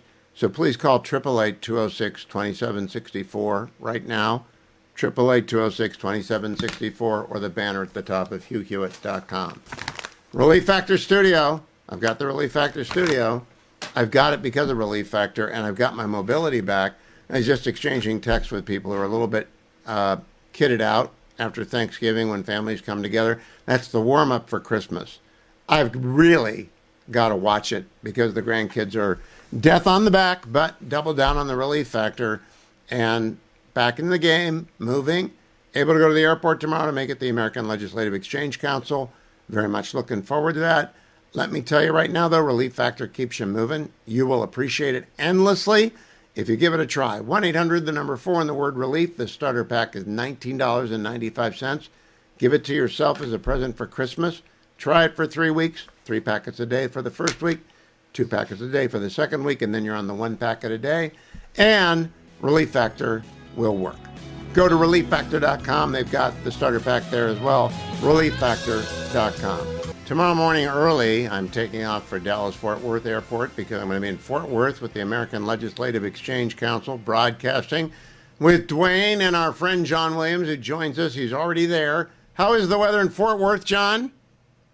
Well, the weather isn't good, but I'll tell you what, we're looking forward to a really good week with about 1,200 of our closest conservative friends from around the country, and really excited to have you here with us, Hugh. I'm very excited to talk to you about the game this weekend, John. I knew you couldn't resist that. I knew it. 4 years was enough. I guess we had to let Ohio State win one, right? I'm just so glad the burden is off my shoulders, but I looked at the new Rich States, Poor States. I'm not going to talk much about it right now. I want to talk about why people are in Fort Worth first. But I did notice that you worked it again. Ohio is, I think, 22nd and Michigan is 18, something like that. Somehow that worked out. How did that happen? Well, I was actually just with Ohio Senate President Rob McCauley, who I think is going to be on the show later this week with you. And look out for April, and we're going to release the newest rankings for rich states, poor states, because after what Ohio did this last year with the flat tax and getting the rates down below 3% there on individual income taxes, even as a Michigander, I think Ohio is going to have a tremendous year when it comes to improvements in the rankings. So stay tuned for April. Did you have a chance to watch the game on Saturday, John? I had sick kids at home, and so I was not tuning in, and I guess it didn't miss a whole lot, right? Well, they got a 6-point lead, and I had that pit in my stomach feeling, knowing that it would be another year with you having the mitten hand behind you in the background. Now I can look at it and be amused. John, tell people what ALEC is. Assume, because I just found out we have new audiences everywhere because of the addition of a cable system. What is ALEC, and why do we get together at least twice a year? ALEC is the nation's largest organization of freedom-loving legislators who come together around the principles of limited government and individual liberty, free markets, federalism, those key American principles, to discuss and debate model policies, but more importantly, to go back and take those principles home. And so we educate America's state lawmakers, and we have something like 2,000 ALEC members across the country in every single state out there looking to make policy better, whether it's education reform or economic freedom or election integrity, energy independence. Those are some of our key issues. But I mean, ALEC is unique in this space, and our legislators every single day are out there getting some of the biggest policy wins for hardworking American taxpayers of any organization across the board. That's really our strength. And so getting together now, this is going to be a record attendance winter meeting. There's a lot going on right now, Hugh, but to have probably 1,200 plus here in Fort Worth to talk about those principles and about new model policies that they can take forward in their states potentially in 2026. It's really got everybody charged up here. One thing I'm going to talk to people about when I get down there is the so-called Montana plan. Some friends have told me that Montana is trying to use their corporate law to ban corporate political donations, which to me is a disaster because I'm a free speech guy. Has that hit the radar of ALEC yet? A discussion, if only to discuss? Well, a little bit. And, we actually have a full free speech center here at ALEC devoted to looking out for those kind of issues. So we're going to have a free speech roundtable here at the meeting. And it wouldn't surprise me at all if that's a part of the discussion. In fact, another one here that we just filed an amicus brief working with our friends there at the Buckeye Institute as they fight the potential abuses of the IRS, right? And the case in front of the Supreme Court right now. And so free speech is a huge issue, the protection against these donor disclosure requirements that have a chilling effect on individuals participating in the political process. I mean, we think these are core issues, and state legislators every day talk to us about how we can further the ideas of free speech in the 50 states. I'm not surprised by much, but as I was looking at the current list over it, and you can go look at it, richstatespoorstates.com. And if you want to get the state's newsletter, go to richstatespoorstates.com to see the list. But if you want the newsletter, go to alec.org/Hugh. And Maine is in the bottom 10. I would move to Maine and become a resident there, except for their ridiculous anti-growth tax policy. Do they not get it, John? These blue states, do they not understand? People are not going to build lives there with bad tax structures. Well, yeah, you've seen it in California. You've seen it in all these high tax states where Americans are increasingly voting with their feet against those states. And in some cases, I think they wear it as a progressive badge of honor somehow, that they think they're soaking the evil rich, and they think that's somehow beneficial. But I mean, living there, I lived in Maine during college briefly, and you see that movement to the southern border towards New Hampshire, the live free or die state, without a personal income tax, without a state sales tax. People forget. And you wonder why states like New Hampshire are continually outperforming high income tax states in the region. It wasn't that long ago, and Maine was a no income tax state a couple of generations ago. And so seeing it deteriorate that much in a fairly limited amount of time, really concerning. But I mean, the data is so strong out there, and that's what we show every year in Rich States, Poor States, is how the states that value economic freedom, that avoid income taxes, that are doing their best that they can to get regulations off of businesses and actually have job opportunities. Those are the states where Americans continue to move. And that's, it's not rocket surgery, as I often say, as Art Laffer likes to say. I mean, this is basic common sense economics 101. Of your 1,200 members of ALEC who are there, how many are newbies? I think we're going to have at least 200 here that are first-time attendees at an ALEC meeting. And obviously, coming off the election cycle, we had even more at our annual meeting this summer, which was their first big meeting in Indianapolis to attend since becoming legislators in the previous fall. And so we expect another big batch in 2026, already hearing lots of great ideas of folks that may be becoming ALEC members if they're successful in the 2026 cycle. But the other thing that people often forget about, especially for those that haven't heard too much about ALEC in the past, is now we have 112 members of the current Congress, Hugh, who are ALEC alumni members from when they served in the states. We talk about them often on the show here. Jason Smith, chair of the U.S. House Committee on Ways and Means, that led the Trump tax reform effort. He was a key ALEC member on tax policy here when he was a state legislator. And so many of those individuals going on to huge things in Congress. Jim Jordan, Judiciary Chair, was an ALEC member when he was in the Ohio legislature. You could go on and on and on. And so the influence of ALEC as these issues around federalism especially are key, not only at the state level, but at the federal level, to preserve that really key American principle and ALEC principle of federalism. So important to have people involved in that in D.C. as well as we do at ALEC. I'm very excited to meet some of the new people, but also to see some old friends like Senator Rucker from West Virginia. I don't know if Danny Perez is down there yet or if he's coming. I want to talk to him about redistricting. Is redistricting the buzz about whether or not to do it mid-cycle? There's going to be a lot of talk about that, clearly, with our ALEC members being in the midst of those debates all across the country. I know Indiana just called their special session, kicked off this morning with the Indiana House and their new map of the Indiana congressional districts that they're proposing. So it will absolutely be a topic of conversation. We don't have model legislation on that area, but it's something with our new process and procedures task force, Hugh, that we created earlier this year that we've talked about to come up with some best practices practices around what redistricting can and should look like. I mean, there's certain states, as you know, like Iowa, that have done it very well for a long period of time, even on a nonpartisan basis, but do it with districts that actually rationally make sense and keep communities of interest together and stop breaking up of county lines and township lines.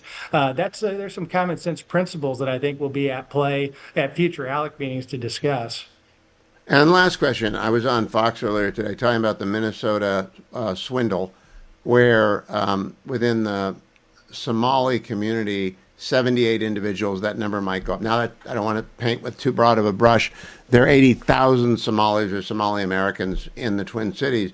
78 of them bilked the state out of $1 billion. Do you have anti-fraud legislation to help prevent this kind of entitlement fraud? Oh, absolutely. I mean, this is something that we at ALEC, way before the discussion around DOGE was happening federally, we've been involved with our budget reform efforts and efficiency and audit work that we've done. And whether it's looking at performance audits or recovery audits of improper payments, this is part of our ALEC really toolkit when it comes to how states need to balance their budgets and get spending, and especially things like waste, fraud, and abuse under control. It's something that our good friend, Speaker Matt Hall from Michigan, who I think is going to be on the show later this week. That's how he designed the Michigan House budget. Was they cut $5 billion of spending, and one of the ways they did that was to really target the waste, fraud, and abuse that has become rampant. Not just, I mean, Minnesota's an unfortunate example recently, but it was so far widespread when it comes to especially programs like Medicaid and SNAP. Now, I hope you prepare the speaker that he's going to be talking to a Buckeye fan, even though I went to his law school. Just get him ready, because I may go over the key plays on Saturday with him. He may be a little bit despondent unless he's a Sparty. John Williams, president, lead economist at ALEC, thank you. Go to alec.org/Hugh, alec.org/Hugh. I don't normally play that song on the week after the game, but I'm just doing it today because the game was so satisfactory on Saturday. Here to discuss that and a bunch of other things having to do with it, Doug Lesmerises, co-host of the podcast, The Bill and Doug Show, which you can get on Substack at billanddougshowosu.substack.com. And there is a free version, a couple of podcasts a week, but you really want to get everything that they offer. Doug, welcome back. First, I got to thank you and Bill for producing more content than anyone else has a right to expect from anything last week, including yesterday's program, which was fabulous. Are you exhausted? Yeah. Hugh, I'm getting old, but Ohio State, Michigan week, it brings something out of you. It is a little crazy that this most important week of the year is also Thanksgiving week. So you wind up doing 5 days of work in about 3 days, but it's an honor and a privilege to have people care this much about a sporting event. So we're happy to provide it. Well, I want to begin with a couple of reasons why people ought to subscribe. I learned this past week from the Bill and Doug Show that Gus Johnson is a Michigan fan, which I did not know. And I was prompted to hunt out the fact that David Portnoy went to OSU. Though you guys did not say that, you alluded to someone who never made mention of where they went to school. And I began, who could that possibly be? And it ended up being David Portnoy. Now, Doug, this is a little psychiatry here. Why in the world would he not tell people that? I always tell people I went to the University of Michigan Law School. What does it matter? I didn't set foot in the state until I was 24 years old. Your identity is formed by your 18th birthday. Yeah, I don't know. I mean, I guess if you're wearing a rubber Wolverine hat, you don't want people to know that you have a degree from the other place. So, I mean, it's a hard thing, Hugh. Passion and fandom is a wonderful thing, and we've just all kind of accepted that it's leaked into the media coverage of it in a very normal way, and a lot of places do it now. But I still sort of like people talking about the game and saying what they think, and I don't really care where you went to school. Like I think it's fun to analyze football, so they can do what they want. Now let me go to the first substantive thing. The Witch's Brew promo, by the way, was very good. I'm going to give you a 5-star on that. So was your discussion of Tegra Shabola, because for the weeks leading up to the Sunday Sound-Off yesterday, Tegra got most of the heat on the Bill and Doug Show for being the weak link on the Ohio State offensive line, which he was. And then you said, but fact is he balled out yesterday, so you can hold two thoughts. He was the weak link for 11 games, and then he balled out, or 10-1.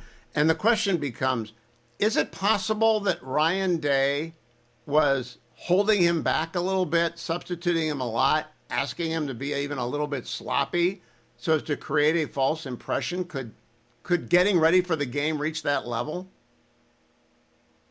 Probably not. What I do think, Hugh, is there are some guys, this is what coaching is, right? That some guys need a pat on the back and some guys need to be yelled at to be motivated. And I do think Tegor Shabola, who is a 2-year starter on the offensive line for a national championship team and the number one team in the country, it seems to bring the best out of him when you threaten his job a little bit. And so they did rotate some people in. And so it is one of these things in sports, I think, and in life, Hugh. Sometimes when somebody succeeds, then people want to go back and say, well, you never should have criticized them. You were wrong.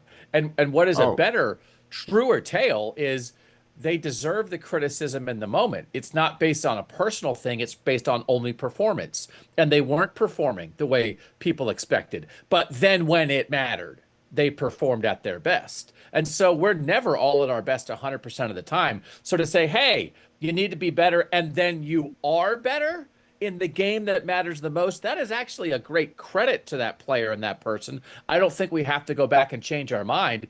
Credit to Tegor Shabola and the entire offensive line, Hugh. Ryan Day called him out. They do a thing, they track this, right, in the coach's film room. When you're blocking, if you knock the other guy down, if you knock the defensive player to the ground, call it a knockdown. 44 knockdowns for the Ohio State offensive line in that game. They were physical. They were dominant. They had a 12-minute, 20-play drive, 16 of them runs. The offensive line played its best game of the season in the game that matters most. Now, I want you to expand on something you said on the Sunday program. Last year, meaning the game last year, was like the worst fight you've ever had with your wife or your best friend, but it makes the bond stronger the next year when you win. Yeah. So explain that to people. Yeah. So as bad as it got for Ohio State, this is between Ohio State fan base and Ryan Day, the head coach, that to lose to Michigan at a point where he had not won a national championship, he had not won a ton of big games, and I think there was justifiable discussion about whether Ryan Day is the right guy for the job or not. It's a low point. You're not winning national titles, and you're not beating Michigan. He was then 1-4 against Michigan. The conflict between that fan base and that coach, it could never be worse, because then they went on and won the national title. So now it changes the entire equation. It can never be that bad again. But you reached a low point together, and now that same fan base is celebrating him. And now that same coach is recognizing the fans and talking about how it means to them. And I think we know that in life.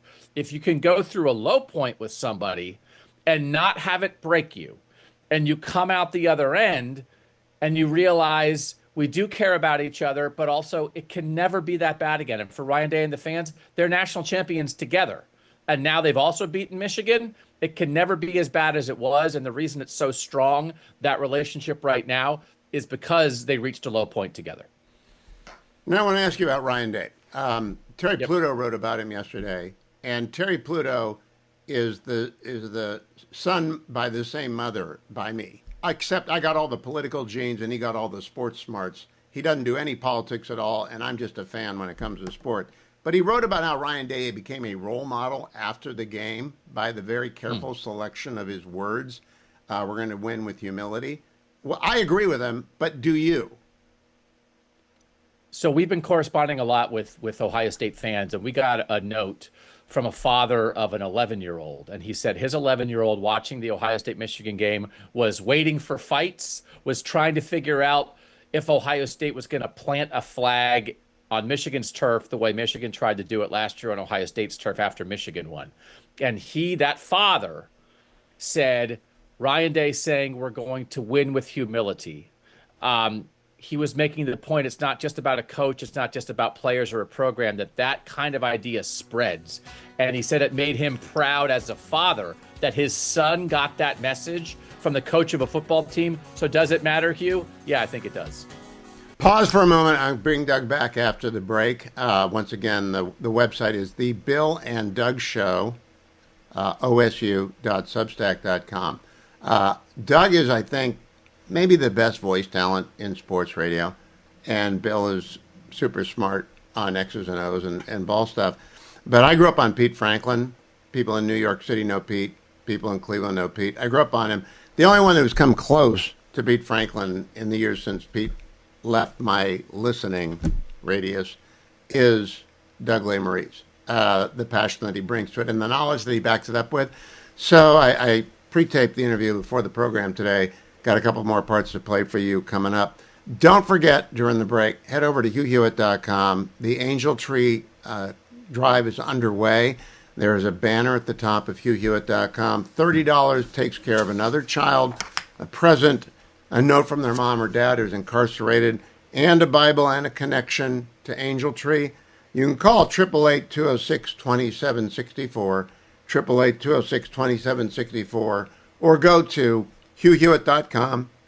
Find the Angel Tree banner at the top. Come back for more Doug Lesmerises as we unpack the game. It's a lot easier to have a merry little Christmas when Ohio State has won the game, as they did on Saturday. I spoke to Doug Lesmerises, who is one of the hosts of the Bill and Doug Show, a Substack podcast and a YouTube podcast. And you can find it, Google Bill and Doug Show, Substack. You can go and subscribe there and get everything, or you can listen to the 2 podcasts they make available for free on podcasting everywhere. Here's part 2 of my interview with Doug.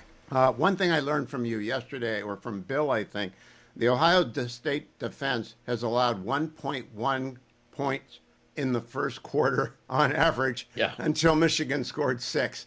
That's such a wild statistic. They don't seem that dominant in the moment. They just don't. Yeah, it's a different thing, Hugh. We've seen it over time with Ohio State with a lot of great defenses where you have guys who are just getting after the quarterback. They're getting a bunch of sacks. They're blowing things up. And it's not a blow things up kind of Ohio State defense. This is a contain you. This is a make you be perfect for 8 straight plays to get in the end zone kind of defense. And so they don't blitz very much. They don't necessarily try to attack you, but they dare you to be perfect time and time again. And so the funny thing is, like with Ohio State fans, they've been so good. Michigan's first play of the game on Saturday was a 36-yard run. And it's like, what is happening? Ryan Day even thought that. What is happening? Well, the result of that drive was a field goal. It was 3 points. But even just gaining 36 yards, that was about the longest run they had given up all year. So, you know, you hear the term bend, don't break. A lot of this, Matt Patricia, he was the defensive coordinator for Bill Belichick and the New England Patriots during some of their Super Bowl runs. It's similar to that. And the result is it requires precision from an offense. And if you make one mistake, they're going to keep you out of the end zone. So, Doug, I watched this with my 2 grown sons, and the 3 of us are very noisy and immature during this thing because it's just been that way, same way I was when I watched it with my dad. So you said today or yesterday that if they had called back the touchdown on Jeremiah Smith's bobble, that it would have been the worst call, and it would have been a stupid rule. It might have been the correct call, but a stupid rule. And I agree with that completely, but I also think the crew was never going to call it after they didn't eject the Michigan guy who headbutted the referee. That's what I'm over there. The grumpy old man saying they can't take it away. They didn't throw the kid out who headbutted the referee. Does it work that way in real life? Do you think the crew talks to each other? I think there's something inside of you, right? Like everyone always talks about like makeup calls. Hugh, when something happens, I think you feel the flow of the game. You know, there was a thing, you know, earlier in that game when, you know, Ohio State's at the goal line and they're trying to get in, and did their running back maybe get in? It wasn't called a touchdown. Some people thought it was. And I think you can get, and not incorrectly, caught up in that a little bit of like the vibes of the game. It's like, well, you know, we did call that on those guys. And so, you know, there was a continued discussion with officials around the sport. I was listening to another game Saturday night, and that official said he thought it should not have been a touchdown for Ohio State. So it's a very difficult thing. I don't think it changed the outcome. There is the letter of the law and there is the spirit of the law. And you watch that play and you think to yourself, does that look like a play that should result in Michigan getting the ball at the 20-yard line, or does it look like a touchdown? It looks much more like a touchdown. So I do think there's something within the rule there that they maybe can adjust so it's not so punitive. I understand if and why Michigan fans are mad, but I think spirit of the game in the moment, that's a touchdown. Now, spirit of the game in the moment, what about the headbutt? I had a chance once to have lunch with Urban and talked with him about Myles Garrett and the helmet, and he was cutting Myles no slack. He was saying he's never seen anything like that. And I thought he would cut Myles some slack, the Ohio slack. No, You don't do that. And I would throw an Ohio State player out who had butted a referee. Do you think he just didn't make contact?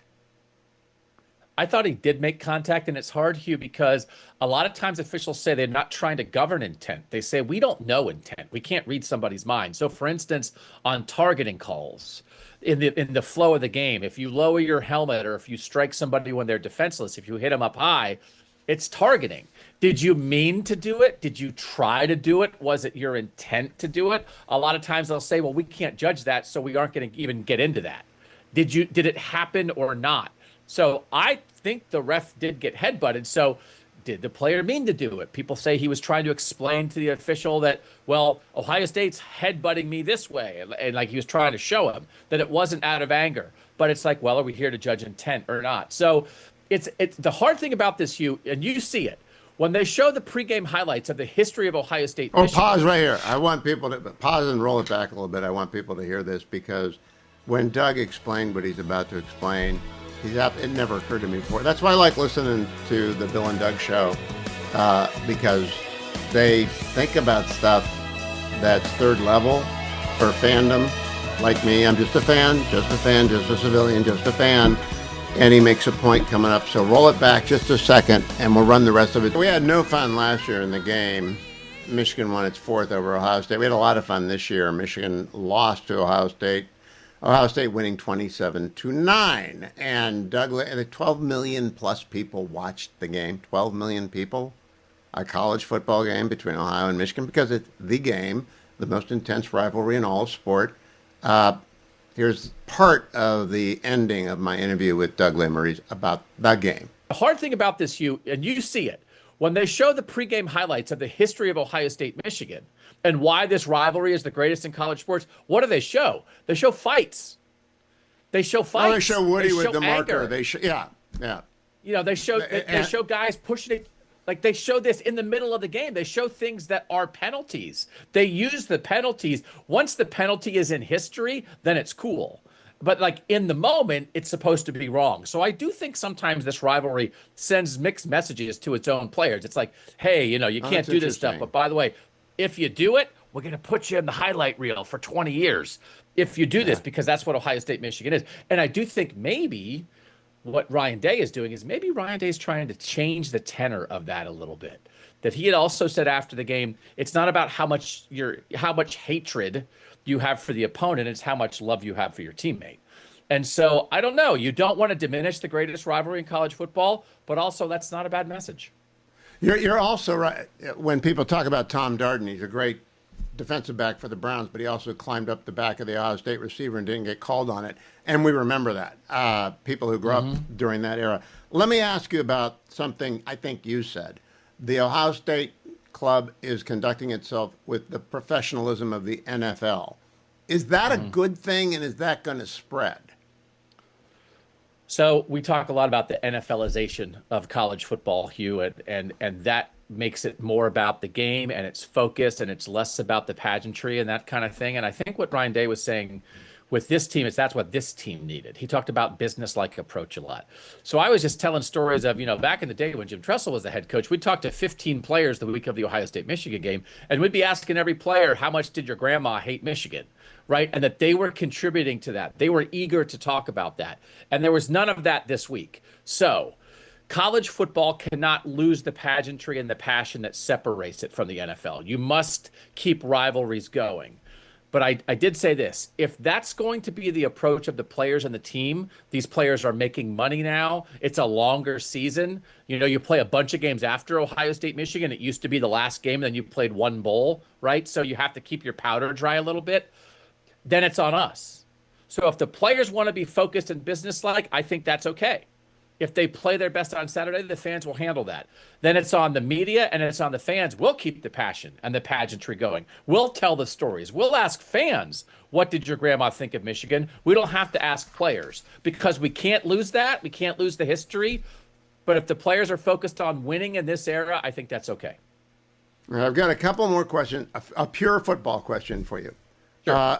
Which order will the Buckeyes on defense be drafted in? And in the eligibility are Caleb Downs, Arville, Sonny Styles, Davidson Igbinosa, and Caden Curry. In which order do they go? So I think Arvell Reese, and I'm not a draft expert, but it's what the draft experts are saying. They think Arvell Reese is going to be the first non-quarterback taken in this draft because, as you know, there's a lot of positional value. And so if you can get after the quarterback, he's similar to Micah Parsons, can get after the quarterback, can also play linebacker. I think he's one. I think Caleb Downs is as good of a safety prospect as we've seen in a long time. You saw Kyle Hamilton come out of Notre Dame a couple years ago, go in the top 15 of the Baltimore Ravens. He's an all-pro. I think Caleb Downs can have that kind of impact. And then after that, like Davison Igbinosun is a very long physical corner. He's got the traits. I could see him going pretty high. And then probably it's Sonny Styles and Caden Curry in the same area. Sonny Styles is going to be a guy you put it. Reminds me a little bit of James Laurinaitis. You put him in the middle of your defense for a decade and you feel great. And that's the kind of player he's going to be the face of the franchise. I've never seen him take questions until Saturday, and he was such a professional. And Caden Curry was such a professional. Let me turn. I was right there. I'll save a little bit for Friday. I talked to Doug about Indiana. Maybe I'll play it on Thursday. Tuesday and Wednesday, I'm going to Fort Worth tomorrow for the American Legislative Exchange Council. And I'll be there talking wonky stuff and stuff I love all day tomorrow and all day Wednesday. And then on Thursday, I'll throw in a little bit of football, the remainder of the Doug. If you want to watch the whole Doug interview now, it's over at my YouTube channel. I already posted it. Hugh Hewitt YouTube. And you can go subscribe to the Bill and Doug Show. Google Bill and Doug Show and Substack, and you can go and subscribe. Very much worth the money if you're a serious football fan and you want to actually know what's going on. They do the X's and O's. They know the coaches. They know the players. They know the lore. They know it all. And if you're a fan like me, you don't, and you enjoy hearing it by people who know what they're talking about, like me talking about politics or con law. They talk about football with the kind of authority Urban brings to the Fox Big Noon kickoff. So I like that. I don't like players so much on the Big Noon kickoff. They're good guys, but they never coached a game in their life. And if you haven't coached a game in your life, it's pretty tough to talk about how the game's going to unfold. I'd just let Urban talk for 30 minutes if I was running the show, but I'm not. I run this show. And so this show is 90% politics, 95% politics and policy, 5% sports. In that 5%, 95% of the Cleveland Browns, Indians, Guardians, Cavaliers, and Buckeyes. And that's just the way it is. And this is the time of the year when there might be a little bit more than that. Let me conclude this segment by reminding you, and I might remind you next segment as well, Angel Tree needs your help. Because there are, I'm not going to say millions, there are hundreds of thousands of children who do not have mom and or dad at home because they're in prison, the mom and or the dad. And therefore, Christmas is tough, doubly tough. Not much money in the family to go around, mom and or dad not there. So getting a present from mom or dad costs $30 for Angel Tree to do that. They'll go talk to the prisoner. They'll go talk to the child, or some mom or dad or the caregiver will talk to the child. They'll match it up. They'll get mom or dad to write the note. They'll wrap that present. They'll add a Bible. They'll go to their house. They'll drop it off. Those Christmases are 1,000% better with one present, one Bible, one note. And you can do that for $30. You can take care of 10 kids for $300. Or if you're feeling like, that's really good, they know what they're doing. And Prison Fellowship knows what they're doing. They've been doing this for decades and decades. As much as you send in, they'll serve that many kids.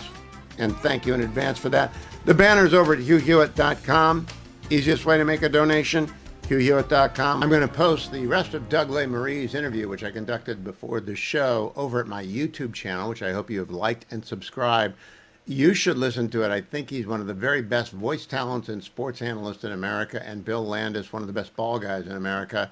We get into a few more things about the game, and even if you don't care about the game, but you do like the game, then you ought to listen to that over at YouTube, Hugh Hewitt.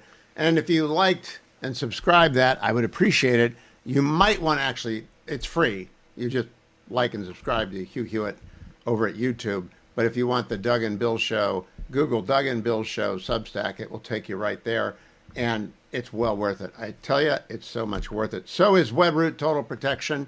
And you've got to get it now because we are into the time of year when the cyber criminals, especially on Cyber Monday, They're out. They know you're online trying to pick up deals. They're trying to hack your webs at any point. They're trying to get into your devices. They want your identity, and you don't want your privacy disturbed. Right now, for a very limited time, 75% off WebRoot Total Protection at webroot.com/Hewitt. That's 75% off for this limited time. Cyber Monday is the busiest shopping time of the year. It's getting started. Hackers and identity thieves, well, it's their Super Bowl. They are waiting. Don't let the day end without enrolling in WebRoot Total Protection. Do that at WebRoot Total Protection right now. You'll get 50%. It costs $50 for the whole year, 75% off.